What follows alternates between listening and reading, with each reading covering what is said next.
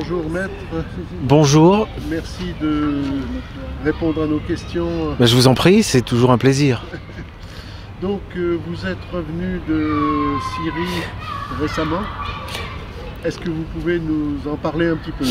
Déjà, vous pouvez noter que je suis revenu. Bon, ce qui n'était pas évident pour la plupart de nos contemporains, en tout cas en France. L'idée d'aller en Syrie, ils sont tellement intoxiqués, et je me compte parmi les intoxiqués, hein. On ne se rend pas compte du matraquage médiatique que nous subissons si l'on ne va pas justement, si l'on ne sort pas de la zone d'influence, disons, de l'OTAN. On est soumis à un abrutissement qui fait qu'effectivement, lorsque je vais en Syrie, les gens s'inquiètent, croient que je ne vais pas revenir et que c'en est fini de moi. Bon, la preuve que non, je suis là, bien vivant, et c'est une façon de témoigner effectivement de ce que l'on nous raconte depuis quand même 5 ans. C'est ça qui est étonnant. C'est que depuis 5 ans, on nous raconte que le régime syrien n'en a plus que pour une semaine et que Bachar el-Assad doit faire ses valises.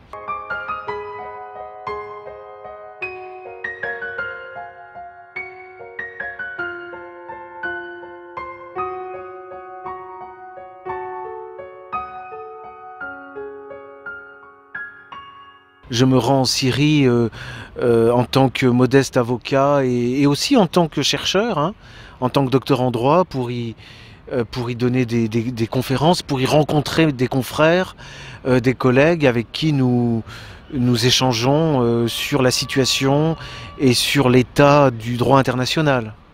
Il faut admettre que le droit a été comme investi de l'intérieur par des voyous. Lorsque vous avez la police ou l'armée qui tente de protéger la population en luttant contre des terroristes, eh bien, c'est cette police et cette armée qui sont accusées de crimes contre l'humanité. Deuxième exemple, donc, l'antisémitisme. Il faut savoir qu'en Occident, c'est l'arme absolue. L'accusation d'antisémitisme signifie la mort, parfois même la mort physique, puisque vous avez toujours des voyous et des déséquilibrés qui sont prêts à tuer celui que les médias ont accusé d'antisémitisme. Mais alors il faut savoir qu'il n'y a ce mot d'antisémitisme n'est pas dans la loi pénale, il n'y a aucune définition. Ce n'est pas une infraction. Ça fait partie aussi des choses dont on n'a pas idée tant que l'on est resté en France. L'ambiance en Syrie est absolument extraordinaire pour nous Français.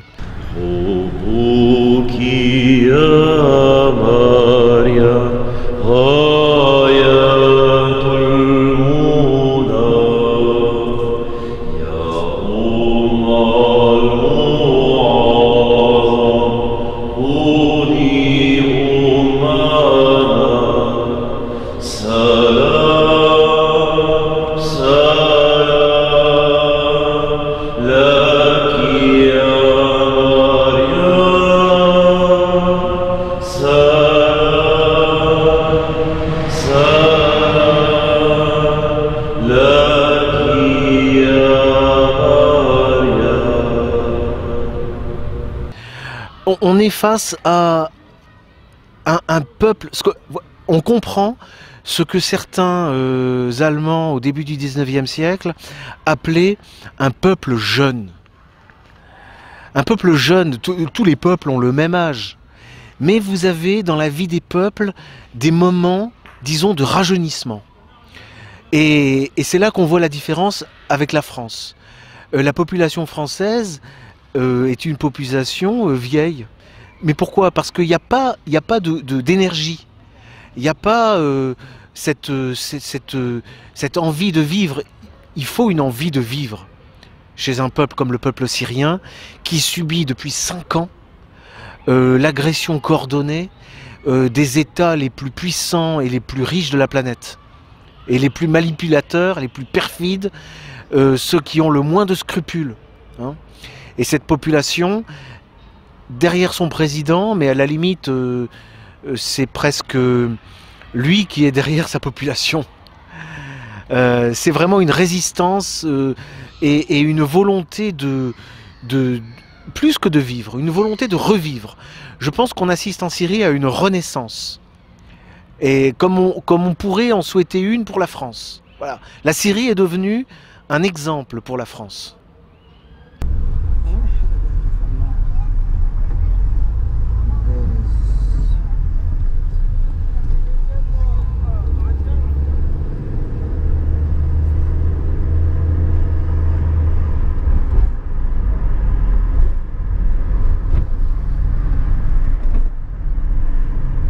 Il faut voir que c'est absolument insupportable de voir l'armée syrienne, la police syrienne, comme on l'appelle entre guillemets le régime syrien, accusé d'ensanglanter la population syrienne, alors que l'État syrien est vraiment le rempart protecteur de la population, et les terroristes depuis 5 ans commettent les pires abominations en Syrie.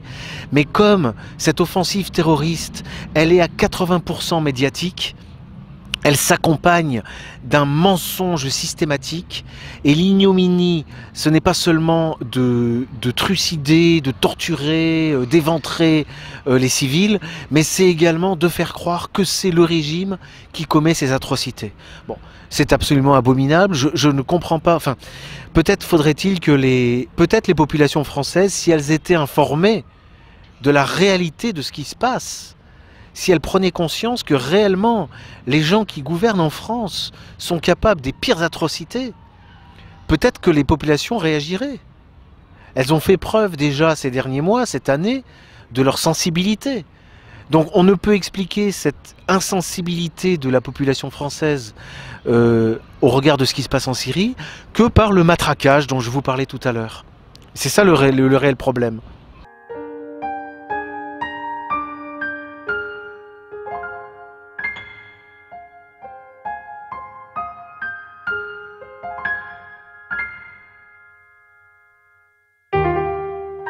Que nous avions obtenu l'autorisation de nous rendre jusqu'à Tartous, jusqu'à Maloula, jusqu'à Homs et Sidnaïa. Bref, nous avons passé plusieurs jours en dehors de Damas, sur des routes qui sont contrôlées par l'armée syrienne, et nous avons pu constater qu'effectivement, cette ambiance de résistance, elle est répandue en fait, dans toute la Syrie, à part les endroits qui sont dominés par des terroristes, qui sont pour la plupart quasiment dépeuplés, pour le reste du territoire, on a une population qui résiste contre l'agression internationale dont elle est victime.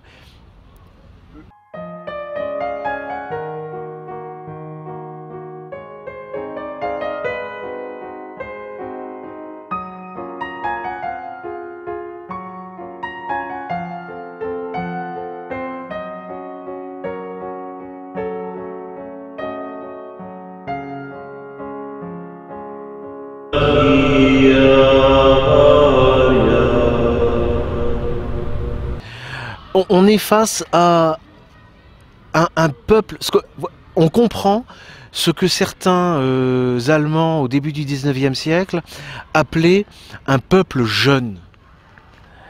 Un peuple jeune, tous les peuples ont le même âge, mais vous avez dans la vie des peuples des moments, disons, de rajeunissement. Et c'est là qu'on voit la différence avec la France. La population française est une population vieille. Mais pourquoi? Parce qu'il n'y a pas d'énergie. Il n'y a pas cette envie de vivre.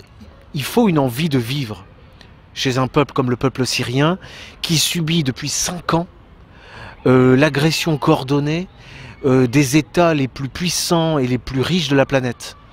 Et les plus manipulateurs, les plus perfides, ceux qui ont le moins de scrupules. Hein. Et cette population, derrière son président, mais à la limite, c'est presque lui qui est derrière sa population.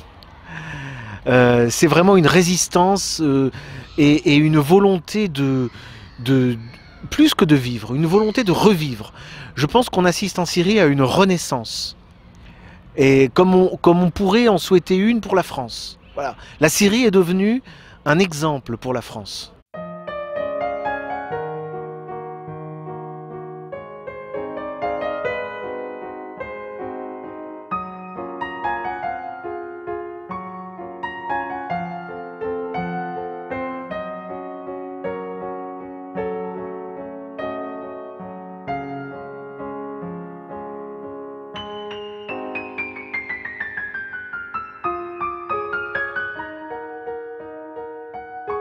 Bonjour maître.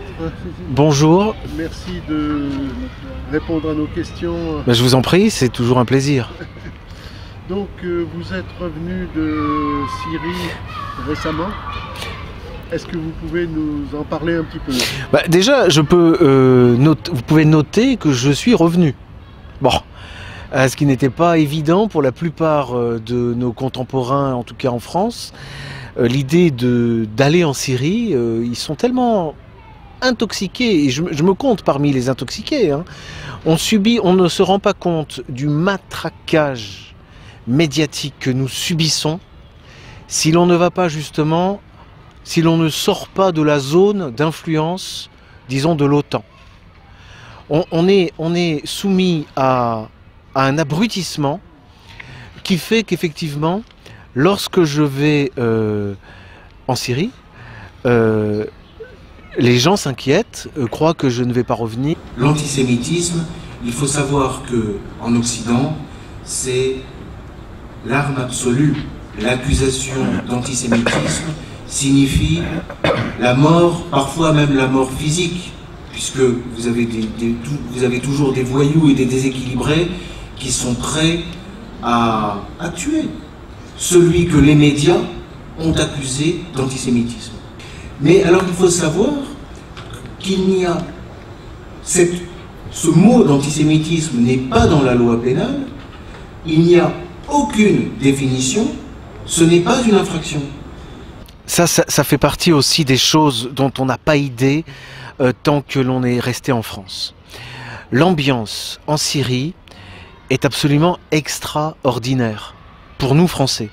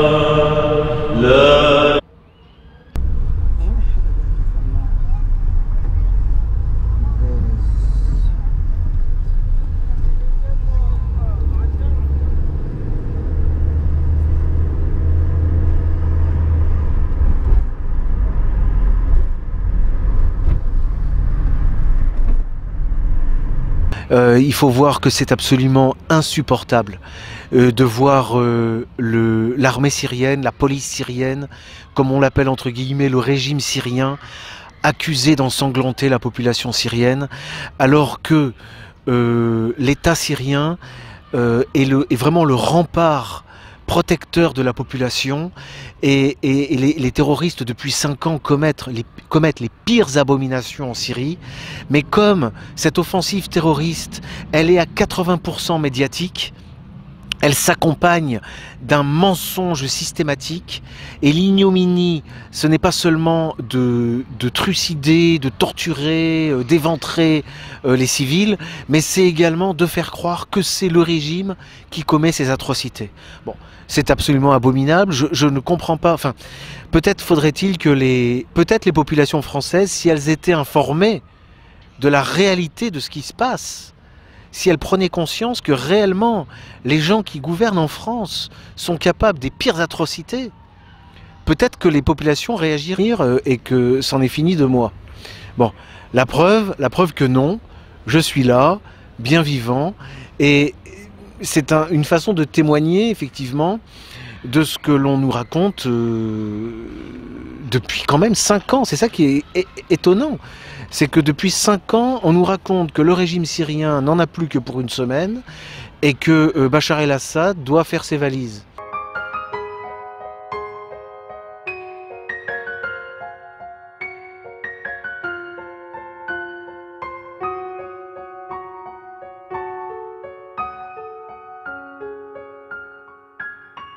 Je me rends en Syrie en tant que modeste avocat et aussi en tant que chercheur, hein, en tant que docteur en droit, pour y donner des conférences, pour y rencontrer des confrères, des collègues avec qui nous échangeons sur la situation et sur l'état du droit international. Il faut admettre que le droit a été comme investi de l'intérieur par des voyous. Lorsque vous avez la police ou l'armée qui tente de protéger la population en luttant contre des terroristes, eh bien, c'est cette police et cette armée qui sont accusées de crimes contre l'humanité. Deuxième exemple, donc,